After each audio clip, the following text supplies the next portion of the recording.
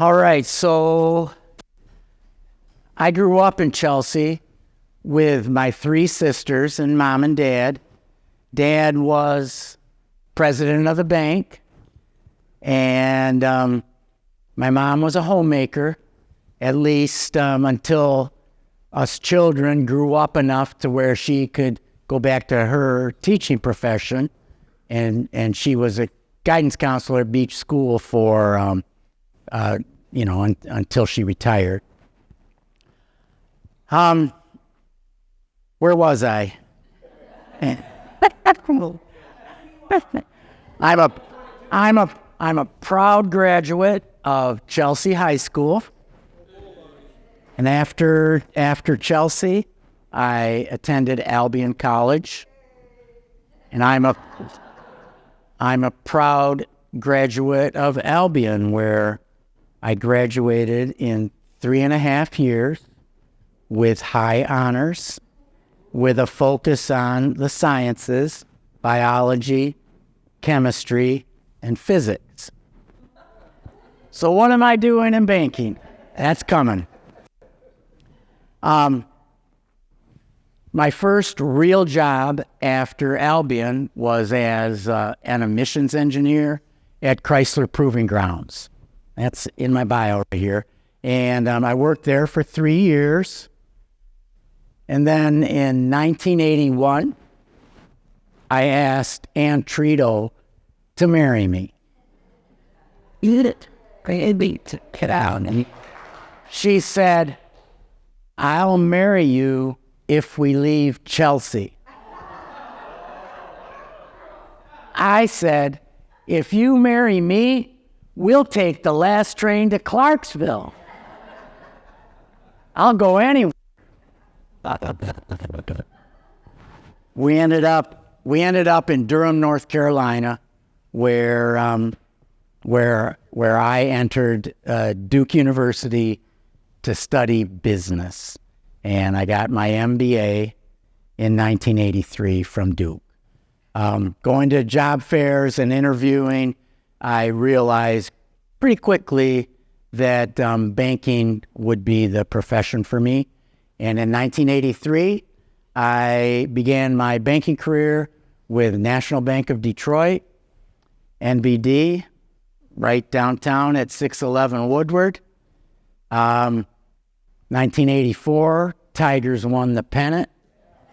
Life was good. 1985, NBD transferred me to Ann Arbor. 1985, Ann and I bought a house in Chelsea and began our own family. So it all really was great, came around full circle. Okay, enough about me, and let's get on to our history. So, yeah, where it all began. This building is you might recognize it. It's on the corner of Main and West Middle, and it's the Kemp. It is the headquarters. It is the banking headquarters of the Kemp and Brother Bank. And Kemp and Brother Bank is one of our decedents. But you can see that building is in pretty rough shape. Kemp and Brother began their business, I'm told, in 1876, but we have there's no written record of that. It was really a private bank. Our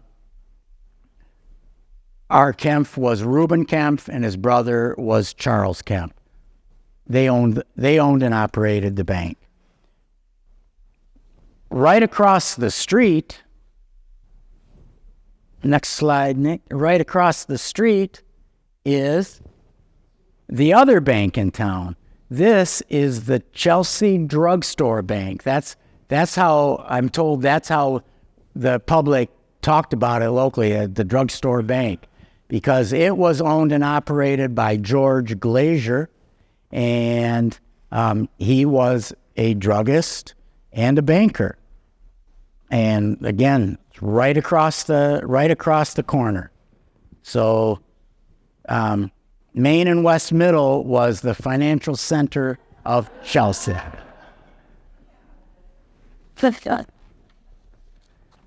All right, next.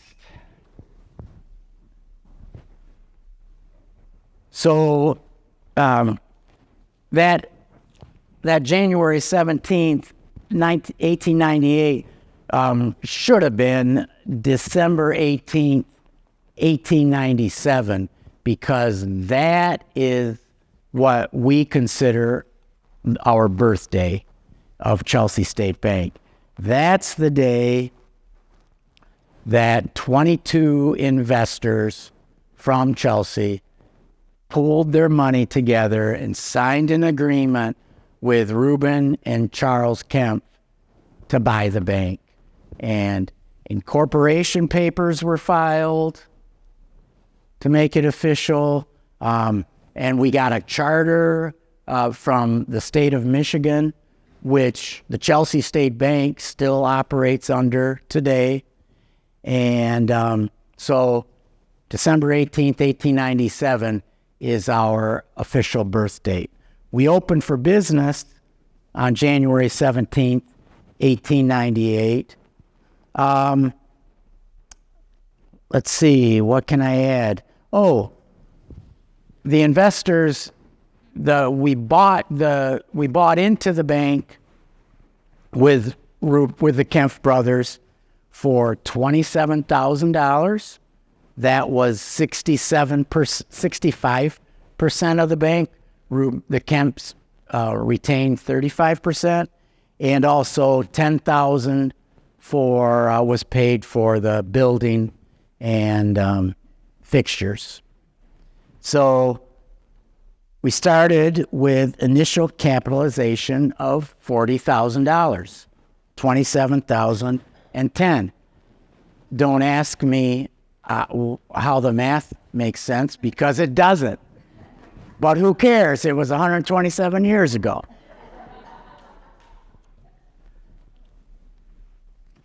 All right.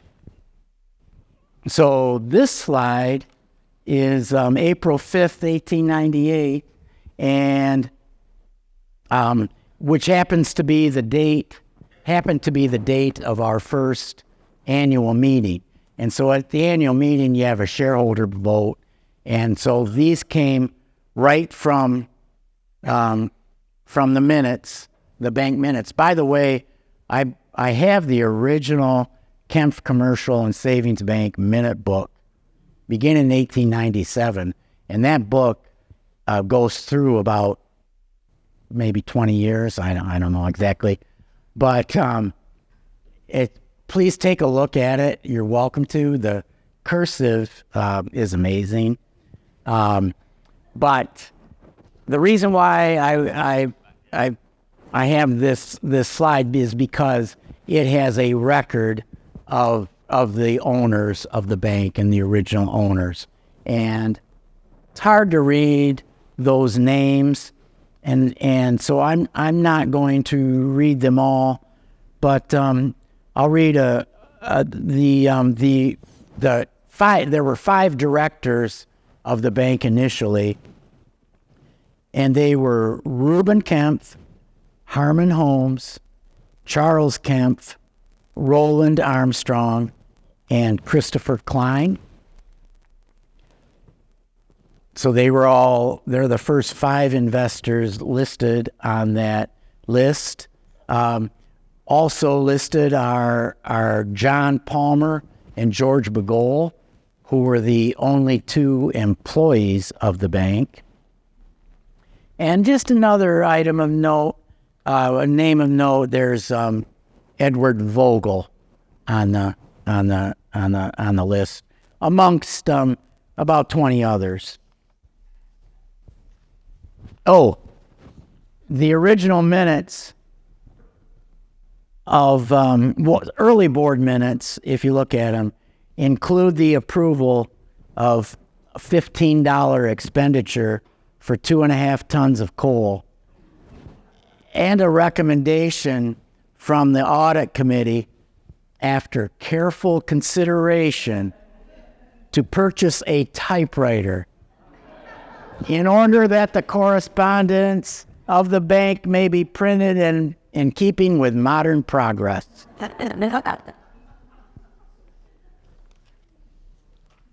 Okay, this next slide there's several things interesting things I'd like to talk about here. First, you'll notice in the foreground on the left, and you all know where we are, where this photo was taken, looking north on Main Street from the corner of Park and South. But the building on the left is the Glazier Building. It was built by Frank Glazier in memory and honor of his father George. It was built in 1901.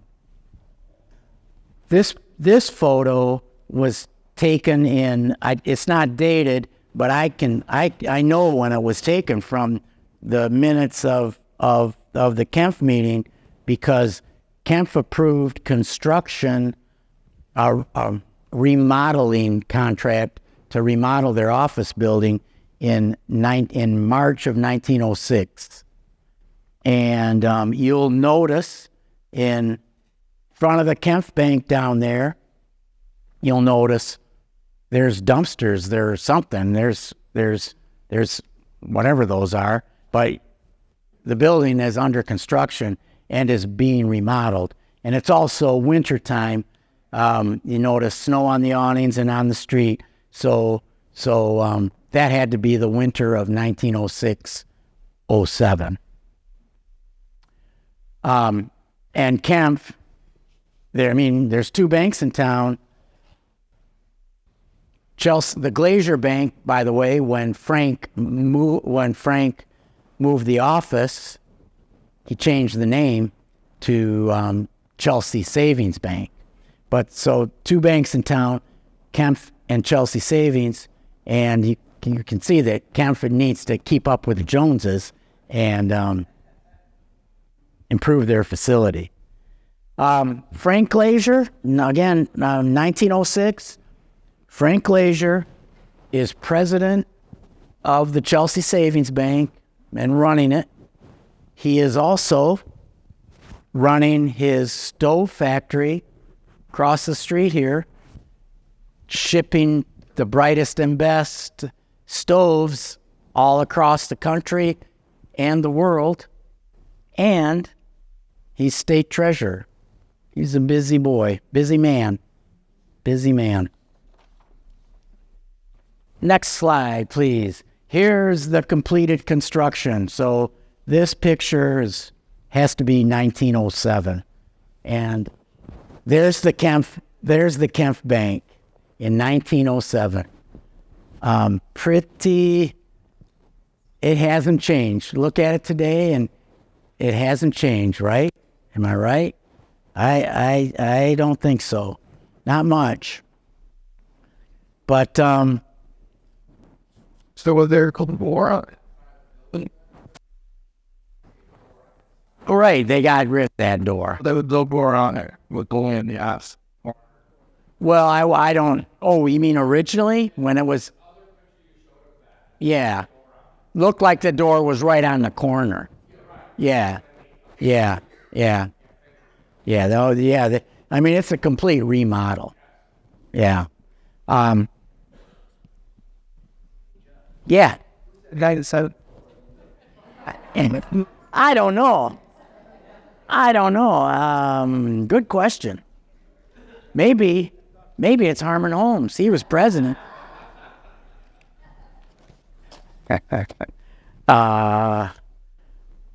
Okay, next slide. This picture would have been taken at the same time, and left to right is George Bagol. He was like an assistant cashier of the bank. Behind him standing on the left is Charles Kemp. He was secretary of the corporation and of the board. And next to him is Harmon Holmes. He was president of the bank and a director, as I said. And the other gentleman is J.L. Fletcher.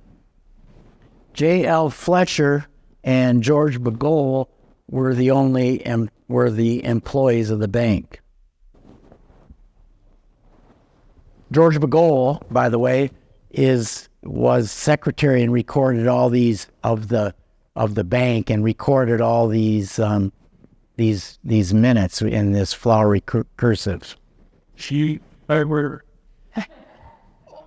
see where they used it later, but not in the board minutes. The board minutes were not typed. Not by the Kemp Bank. All right, one more. Another photo of the interior. Check out this floor, and then when you get a chance, go to Chelsea Outfitters. They have it's a relatively new business in this location, and when they remodeled and made the building suit their needs, they uncovered this floor, and it's there. It looks just like this. It's very cool. But the other thing that I want to say about in this picture is it's late 1907. Ill winds were blowing up the street at the Chelsea Savings Bank and in Lansing. The Chelsea Savings Bank was closed by the state of Michigan in December 1907, as it was judged to be insolvent. So that left Chelsea with only one bank, Kemp Commercial and Savings, but not for long. Go ahead.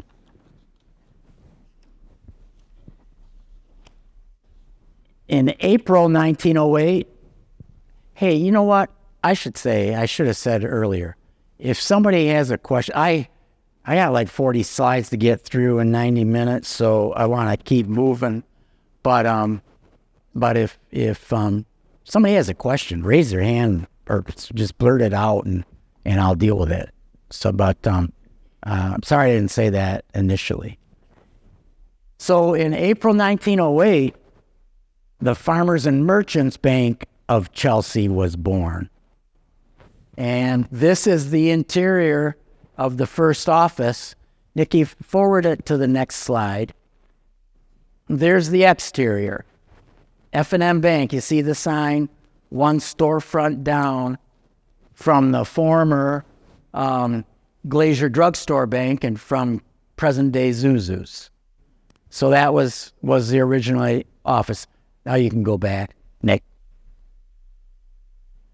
But the gentleman on the left is Paul G. Shibley Sr.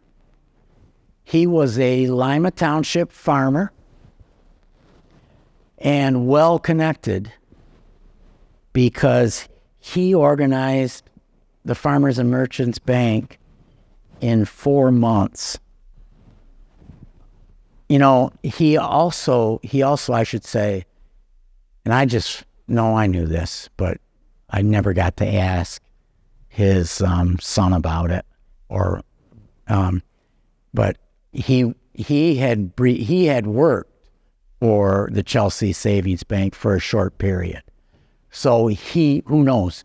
He may have saw the handwriting on the wall and been at work.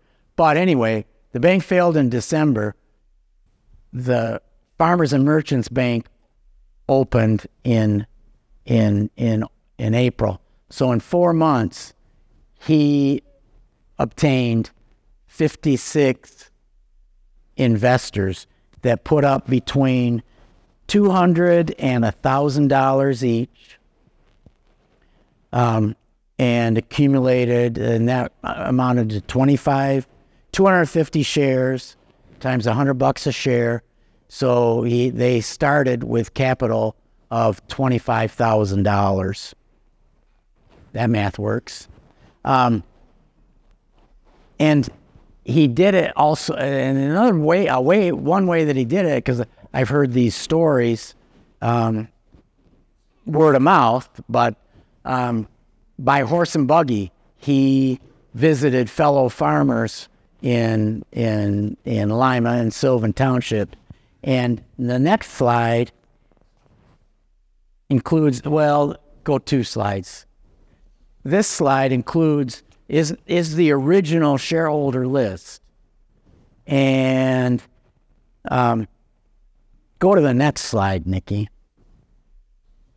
Because this one, the bank, we modernized it and typed it up. And yeah, Linda Pearsall did this for me, like probably about before our 100-year anniversary celebration. Anyway, here's the shareholder list, and it reads like a roadmap of the Chelsea School District. Seriously, I'll read some of the names. Christopher Combaugh, Howard Everett, Henry Merkel, A.J. Boyce, Harmon Pierce, Michael Merkel, Peter Merkel. Oh, I have too many Merkels. The original Henry was Henry Hewell. Joseph Wink, Martin Wink, George Leffler, Arnold Kuhl, William Eisman, John Grau, Michael Schiller, A.E. Burkhart, Archie Wilkinson, Emmanuel Schenk, Joseph Liebeck, Matt Kuster, James Taylor, Taylor Lane, Jacob Heist, Fred Trinkley, Mrs. George Palmer, George Hinder, Dick Clark, Peter Gorman, and Frederick Heidloff. And that's not everybody, but that's just, it is most, it's a lot of them. It's a lot of them. Okay, move on, John. Okay, we're gonna jump ahead.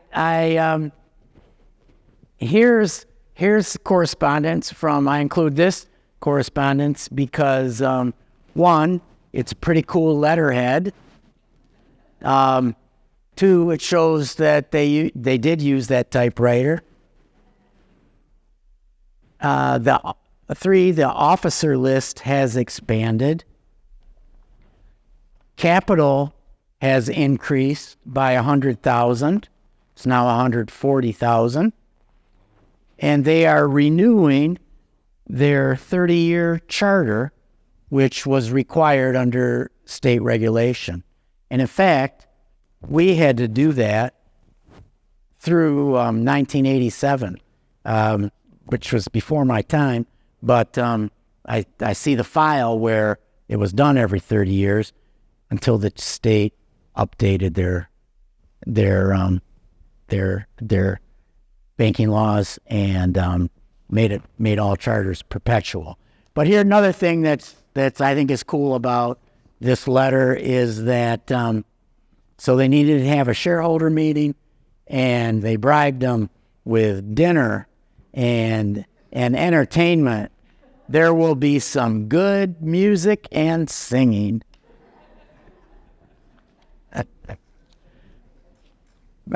Meanwhile, over at the Farmers and Merchants Bank, remember the small office they had that I showed you a minute ago? In 1927, they bought the Glacier building. They bought it from Potter Cement Company.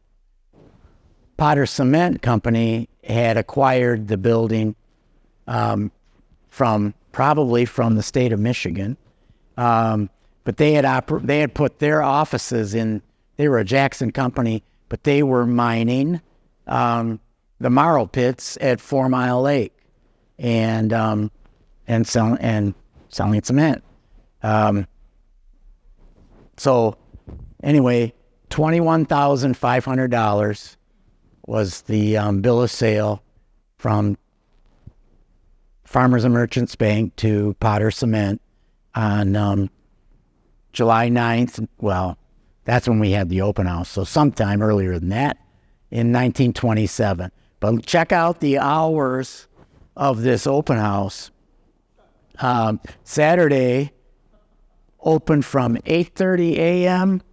to 9:30 p.m. Those were actually the real banking hours in those days. Saturday in Chelsea was a business day and probably a party day, where folks came into town and hung out, and so it was a good day for business. What else do I want to say? It's good. Oh, we needed to make renovations before we opened, and here's the bank, inside of the bank building in 1927. It was the roaring 20s, and both Chelsea banks were healthy and were flourishing. By January 1929, the Kemp Bank had accumulated $850,000 total assets and capital of $140,000. And the Farmers and Merchants Bank at the same time had grown to $1.1 million and capital of $130,000. So life was good. All right, next. But all of you know what happened. All of you you all know this part of U.S. history. You all know about, the Great Depression was coming. From April 1930 to July 1932, the U.S. stock market lost 89% of its value. In the U.S., 6,800 banks were closed. And that's almost half. That's out of the 15,000 that were there to begin with, almost half. So both Chelsea banks were healthy. This is a resolution that was passed by both boards, the Kemp Bank and the Farmers and Merchants Bank.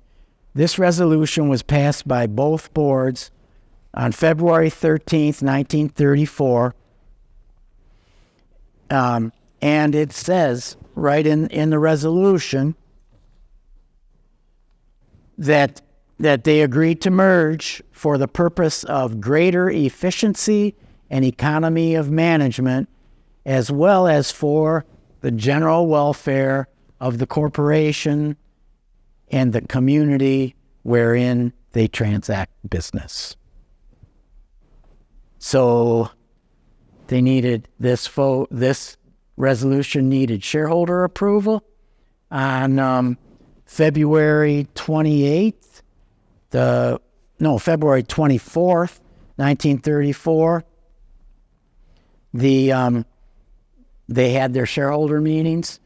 The Farmers and Merchants Bank tally was 472 ayes and 1 nay. the Kempf Bank, and that's out of 500 shareholders. So almost everybody voted. The Kempf Bank, 408 ayes, 174 nays out of 600. So a little contentious, but it passed. And you'll see if you look closely at and it's probably hard for you guys to read, but if you look closely at these articles, Article 3 has that the Kempf Commercial and Savings Bank agrees to take such corporate action as may be necessary to increase its capital stock from the sum of $60,000 to the sum of $110,000. So that's probably why there was some. Yeah, go ahead. During that effort, 1929. Yeah, I'm sure there were many runs on banks during the Depression, and there were bank holidays where they locked, and by government order. FDR ordered one right after taking the oath of office in 1933, I believe, and that was a national one. But before that, the state of Michigan had at least one holiday where like the state closed their offices, and then that had happened in other states. If any happened in Chelsea, I'm sure there were some, just like during COVID-19, there were people concerned and came in and withdrew cash, and no matter what you say, it's going to be okay. People want their cash, and so there probably were bank runs, but they obviously survived them.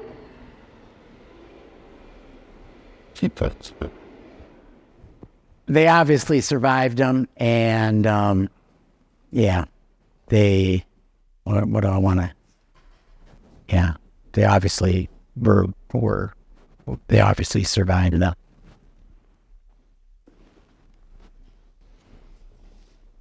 Oh, there also, look, to finish my thought that I was getting at, the Kemp shareholders needed to come up, or the bank somehow needed to come up with an additional $60,000 in capital to reach the sum of $110,000. I just read you that in 1929 they had capital of $140,000. So they must have had some loan charge-offs. Right, Ken? You would, yeah. So anyway, so they there were problems, but again, according to what's said, both Chelsea banks were healthy, and but this was certainly worked to our advantage to have them come together. Now Chelsea only had one bank, but it was strong and ready to move forward. Oh, the offices were, and this is right in this agreement, that the main office, the only office, would be in the Glazier Building, the Farmers and Merchants headquarters, and that the Article 5 states that specifies how the board of directors would be elected, and that the board would then appoint the officers. And I'll tell you that Paul G. Shibley Sr. was appointed the the president of the Chelsea State Bank. The name changed to the Chelsea State Bank, 1934. All right, here's one of our early FDIC certificates. We recovered immediately upon our opening FDIC. This one happens to be dated in 1935. I think the original one is in my history display at the bank. But note that the FDIC limit is $5,000 per depositor. The FDIC insurance was new in 1933. And it was part of the actions that Roosevelt took during that bank holiday that, are largely credited with saving the system. Okay, I'm jumping ahead 25 years. What do we got? Oh, a bit hurry. These pictures were taken in the summer of 1959. That was Chelsea's 125th anniversary. I have a book here that talks all about it, and I encourage you guys to look at this and or go to the library. I'm sure they have several copies, and read it. There's a lot of history in here. All the businesses took out ads and kind of and talked about their own history, and it's just a hoot to read it.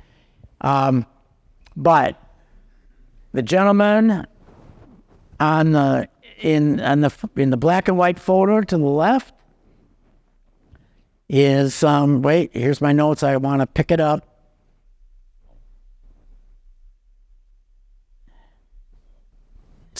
His name is Paul, aka Jerry Niehaus. Yeah, and you say, "Oh, that guy." So you go to football games at Chelsea High, and it's Jerry Niehaus Field, and people want to know. Everybody wants to know, who's Jerry Niehaus? That's why I included this picture. Jerry worked at the bank. He worked at Chelsea State Bank, and he was a very active Kiwanian, and he at Halloween, I remember this. At Halloween in the 60s, the Kiwanis Club would have contests and judge costumes, and they'd have prizes. Jerry ran them, and he loved kids, and a Kiwanis Club, and I'm not sure if it was upon his passing or not, but I think maybe it was. The Kiwanis Club donated a scoreboard to Chelsea School District and got naming rights for Jerry Niehaus Field. Jerry is pretending Jerry is like pretending he's drinking, I believe, and he's got a mule, and I don't know. Beyond that, who knows? Maybe he's not pretending. No, maybe he's not pretending. The other picture, the other photo? Who's that? Who's that family? All right. Yours truly is the little junior on the left. My dad in the middle. But hold on. My sister Jane, the tall one in the back, and Sister Lori in front. My mom is probably taking the picture.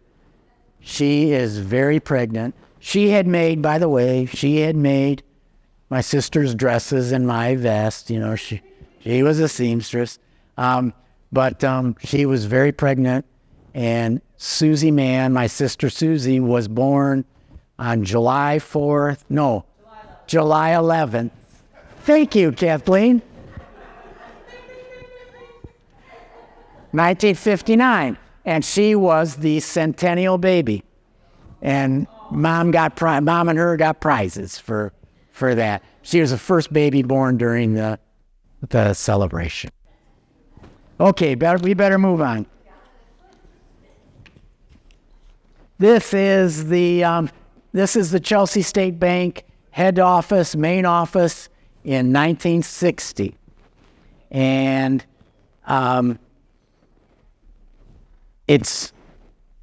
there's no room for a drive-through, which are becoming popular. All right, next slide. These photos were from our 100-year anniversary calendar, and it's the early churches.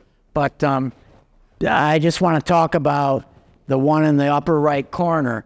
That is a Baptist church, and it was one of the first churches in Chelsea, and it was located on the corner of Main and Orchard.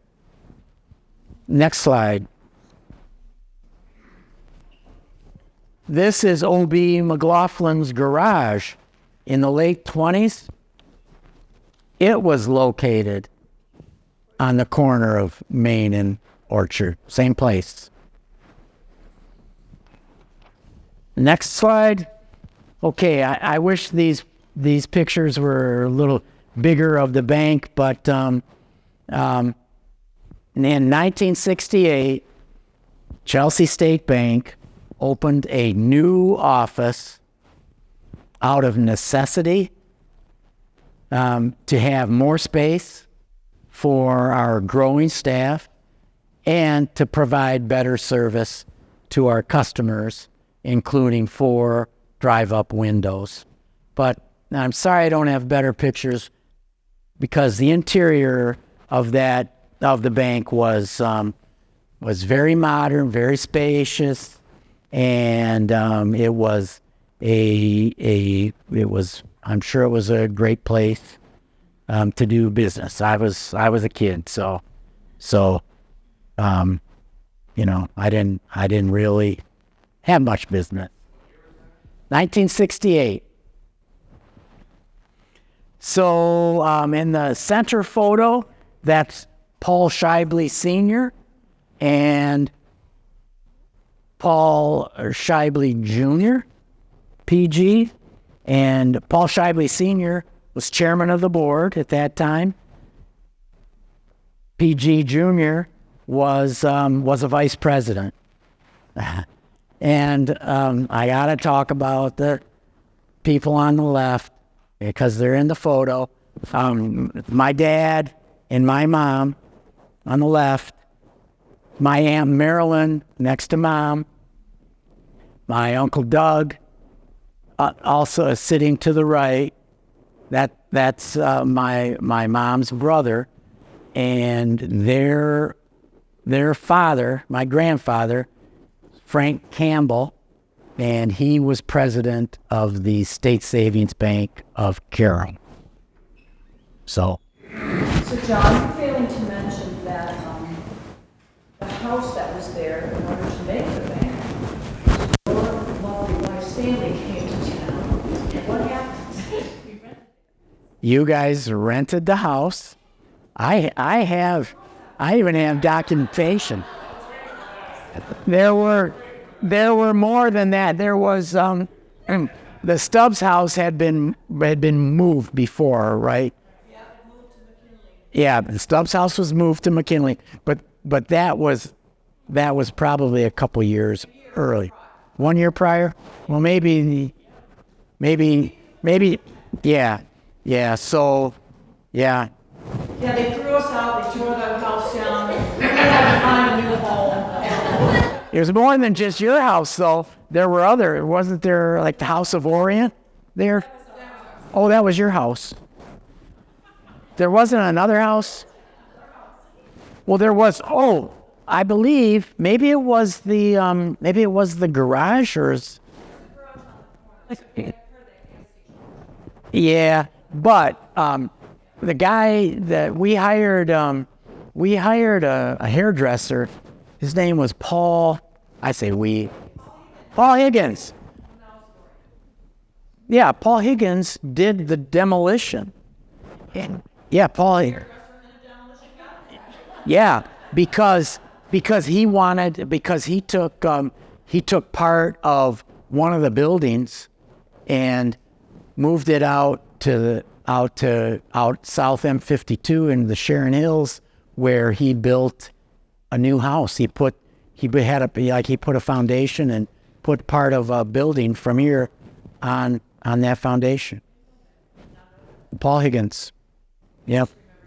And Kathleen, I even have a rental agreement in the files that's with Howard Trito. Yeah. Yes, Daft. The people that owned that house that they kicked us out of was the guy who owned, the man who owned that popular bar in Ann Arbor, where they ate and drank and threw Bimbos? Bimbos, where you Yes, threw yeah, peanuts on the yeah, ground? he owned Bimbos. And then you guys, the big butter from him, and then they said, Mr. Trito, we are going to demolish your house. We lived there 2 years, and we couldn't find anything else in town. But look what it did for you. You found a wonderful house on South Street. All was good. We went down Level, and yeah. All right, no problem. I think we can still do this. All right, I am, here's something that I am very proud of. I'm going to read the letter. It's to the Washtenaw County Board of Supervisors, dated October 14th, 1968.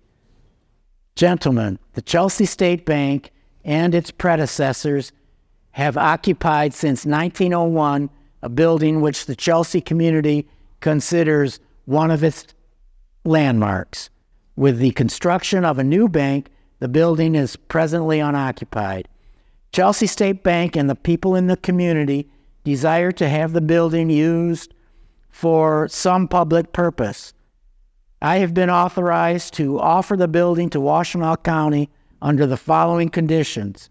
1, the building is to be used primarily for district court activities. And 2, if the building is not used primarily for court purposes for a period in excess of 1 year within the next 25 years, the property will revert to the village of Chelsea. Here's Bob. Go ahead, next. Oh, do you think? And then this letter from the Chelsea Village Planning Commission to the Chelsea State Bank. The Village Planning Commission would like to thank the Chelsea State Bank for their generosity in offering the old bank building to the county to be used as a court for the western part of Washtenaw County. Few people realize the importance and convenience this court will be to the citizens of this area. The offering of the bank building undoubtedly was a major factor in the decision to locate one of the new courts in Chelsea. The Planning Commission commends the Chelsea State Bank for their contribution to the further development of Chelsea. Dr. J.V. Fisher, Chairman of the Chelsea Planning Commission. I'm sorry to blow our horn, but as you'll see later in the presentation, it's just one more example of how we operate our business. And we believe in supporting the community that supports us. And we put our money where our mouth is.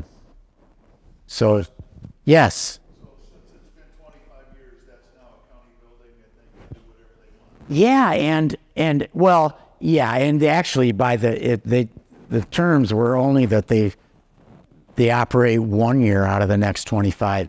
But yes, they've more than fulfilled their obligation. But and there was, and the talk has been they're closing. Ann and I visited on Friday, and the guard in the guard that gave us a tour said, no, they're staying open. They're not closing. So, yeah. All right, what's the next slide? Oh, go forward one more, quick. Paul G. Shively Sr. And there's a picture of our new bank. This article, this was a newspaper article in the Jackson Citizen Patriot. You can see as of April 7th, 1968. Okay, Nikki, go back to the story. Yeah, thank you. Paul Shively was a character with a capital C. In this article, I'll just tell which really focuses on him, and but he's quoted here in that second stanza. There was a time, mused the bank officer, that this fine office equipment was not a part of the facilities in the bank. There was a time when we did our own adding. I guess that was when I learned how to add. And then it closes with, when it was suggested that I, the writer, might be well to take a picture of Shively leaving the new bank, he grinned and shook his head. Maybe we better not do that. You see, someone might get the idea that I'm retiring, and I'm not. Mr. Shively, bless his heart, died 1 year later, the summer of 1969. All right. Go on to the next. Fast forward 12 years. That's, you know where that is. Yeah. Yeah, there was a burger stand there, and yeah. But we, this was our first branch office. So now this was our second office, and we built it. Traffic was, and I remember this, traffic would back up on Thursdays and Fridays downtown because people wanted to cash checks. Heck, Jackie and Becky, you guys should be telling this story because you were working at that time at the bank, not me. Although I was cashing my checks, I was working at Chrysler Proving Grounds, cashing checks. Yeah, till 1979. No, 1980. So this is our first office, and it was built, and the land was purchased with knowing that it would be a site for future expansion. Good question. What was there before you built the bank town? Well, there was in the front, kind of along Old 12, like across from the Wolverine, there was a dairy bar where you could get burgers. And then, yeah, and Charlie said there was an A&W. I don't remember the A&W. It was actually on World War 12, and they put jobs. And then they... Oh, okay. Yep. and yeah, living in California. So, All right, let's go to the next slide. This one I just put in as a kind of, it's a report of condition, and which we used to have to publish quarterly in the newspaper and get it certified and all that. We don't need to do that anymore. We file a call report that is electronically available on the internet to anybody who wants to look at them. But anyway, this shows, it's kind of a placeholder, shows a benchmark of where we were in 1980. And quite honestly, I'm surprised. Total assets were 45 million. I would have thought they'd be a little more. Capital is where right about 5 million. So that's good. About 11% of assets. But what else? We only have 25,000 in loans. 25 million in loans. So, and our deposits are, again, total assets of 45 million. I would have guessed that we'd be a little bigger than that by then. But growth is coming, that's for sure. All right, next photo. How about this cast of characters? This is a 1990 board photo. I joined the bank in 1988, and I was elected to the board in 1990, newly elected to the board in 1990, along with Scott Tanner. My dad was actually coming off the board, and he was off the board from the time Scott and I came on. But the left to right, across the gentleman standing across the back, Dave Streeter, Jack Merkel, Bob Daniels, Larry Deatley, George Palmer, and in the front row, Dudley Holmes Jr., Scott Tanner, Paul Shively Jr., my dad, and myself. I became president in 1994. In 1995, we had our first female director, Kathleen Griffiths. Also in 1995, we had our very first female vice president, Gail Bauer. Baby steps, but the tide was turning. All right. So in 1993, we built our brand new main office on the site of our former branch, and we actually built around that branch. So that was our brand new office in 1993. Go ahead. In 1995, we introduced a new checking product, laser image checking, where we took images of checks and made them available so our customers could view their checks on the front and back online. And we were the first bank in the area to do that. And I don't have the newspaper article, but in our historical display, there's an article in 1959 with a picture of Phyllis Wooster operating the Washtenaw County's first electronic posting machine. So the point of this is to say that sometimes being small and being nimble lets you be ahead of the large guys. So, next slide.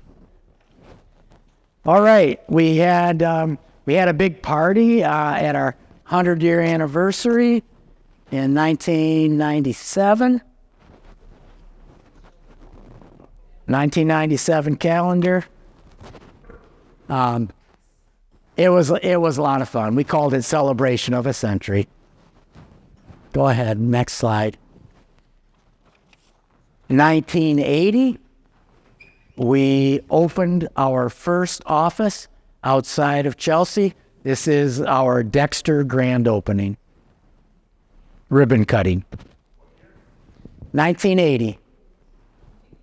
Wait a second. Holy cow. 1980. 2000. This photo was October 23rd, 2000, when we had the ribbon cutting. Thank you for that correction. The best. All right. Here's a letter from the parochial school committee of St. Mary's Parish, dated August 9th, 1906, thanking us for our $100 donation. I know it doesn't sound like much, but boy, they sure. I mean, it was even in the minutes that we needed to have the board approve a $100 donation. It was in the minutes on August 7th, and then here on August 9th, we get a thank you letter. So it didn't take too long to turn that around, but it just goes to show. Well, let's go to the next slide. This is 1997 donation to the Chelsea Community Foundation of $250,000, and but it just goes to show you that giving back was in our DNA, and it is part of our. It's one of our pillars today that we reinvest in our community, that we participate in. This is really in our employee, one of our, and comes out in our strategic plan for employees to follow, that we participate, are actively involved in the community, and we donate to the community. So these are just a couple of examples. Let's go to the next page.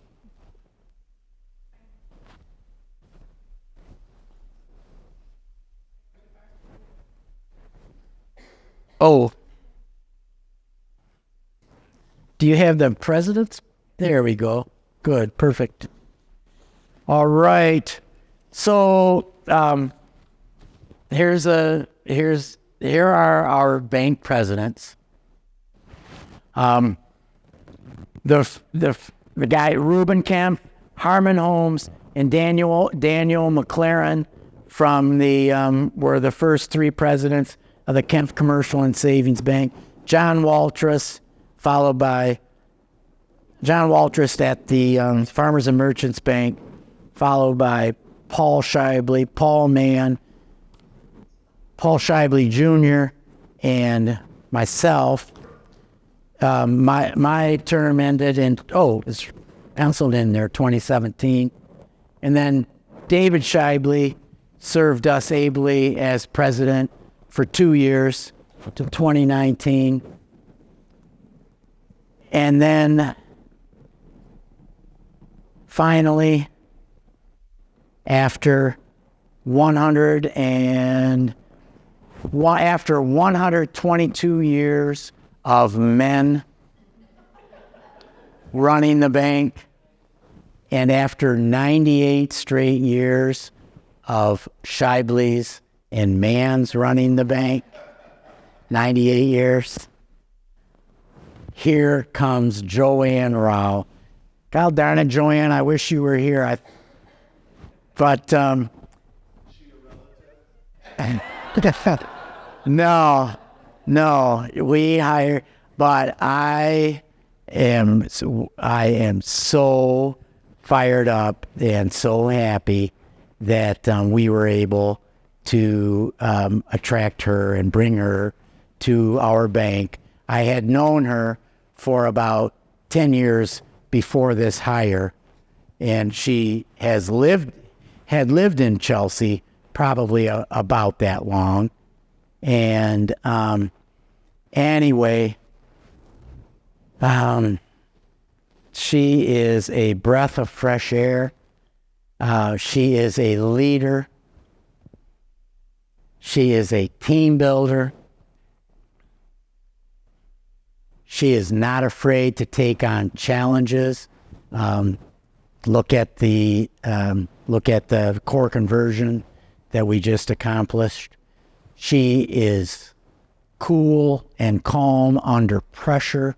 Look at how we handled the COVID-19 pandemic, staying open the whole time, never missed a beat, clearing checks, serving our customers.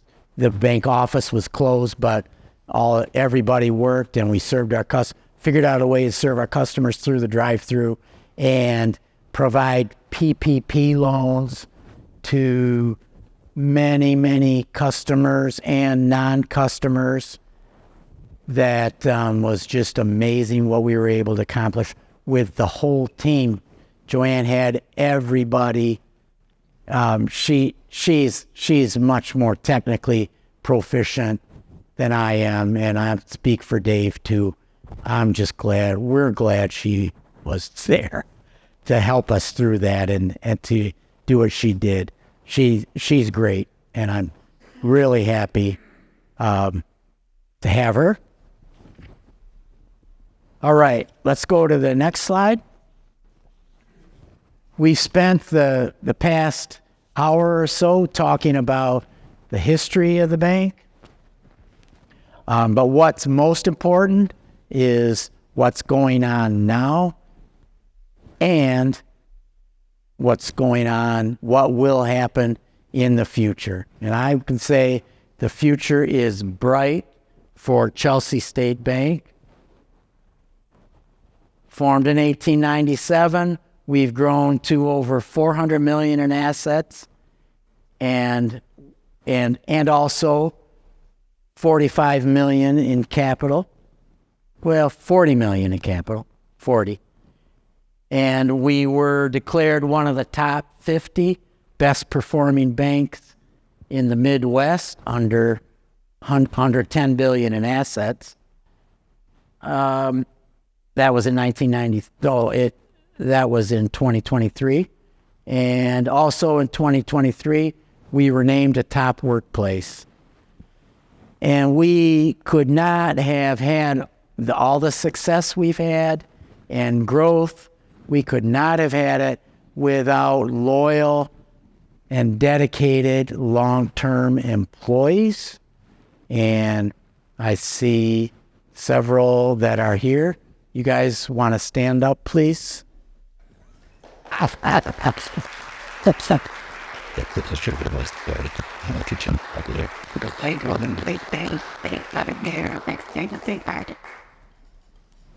And we most definitely couldn't have done it without loyal and long-term and new customers. So thank you to all our customers. John, can you tell us about your Jackson? Thanks for asking. I absolutely can. Yeah, we have recently announced it. I mean, we've been looking at it for 2 years, and but finally it came to pass, and we got all the paperwork behind us, and we are moving into location. I don't know the exact address, but it's Wisner. It's a former office of Ann Arbor State Bank. They were acquired by Level One Bank, and Level One Bank was acquired by First Merchants Bank, and they closed that office a few years ago.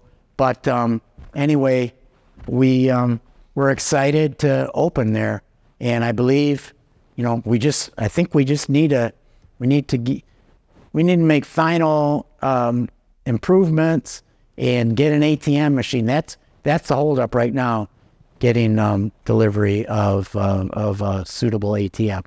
But we're excited to enter Jackson. We have, just like when we went to Dexter, we already had a ton of customers in Dexter.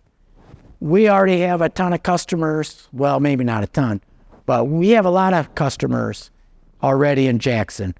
Our senior commercial lender lives in Jackson and had worked for another bank in Jackson for years and has made already, he's been with us for a couple years, and we've made inroads there. And so anyway, we're excited. Thanks for asking.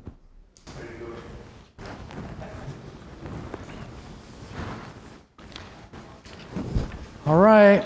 Well, any other questions?